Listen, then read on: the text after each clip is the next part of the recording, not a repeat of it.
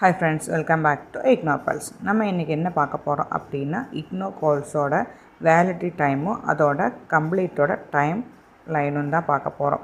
அப்போ நம்ம என்ன கோர்ஸ் எடுத்துக்கிறோமோ அந்த கோர்ஸ்ல நம்ம எத்தனை வருஷம் படிச்சு முடிக்கிறோம். சோ இன்னும் எக்ஸ்ட்ரானா எத்தனை வருஷம் வந்து நம்ம இக்னோட படிக்க முடியும் அப்படிங்கறத பத்தி தான் நம்ம இந்த வீடியோல பார்க்க போறோம். இதுல எல்லாமே சேரும். ஏனா வந்து நம்ம ஒரு கோர்ஸ் எடுத்துட்டாலே அதோட எக்ஸாம்ஸ், அசைன்மென்ட், பிராக்டிகல், ப்ராஜெக்ட் எல்லாமே சேர்த்து நம்ம கொடுக்கிற டைம்க்குள்ள நம்ம முடிக்கணும்.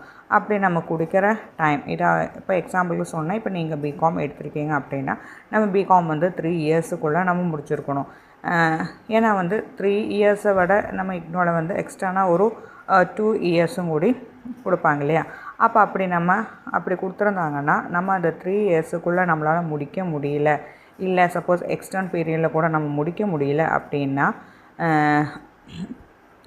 மினிமம்லயே முடிக்க முடியல, மேக்ஸिमम டைம்ல முடிக்க முடியலனா நம்ம வந்து திரும்ப ஃபர்ஸ்ட்ல இருந்து நம்ம வந்து அந்த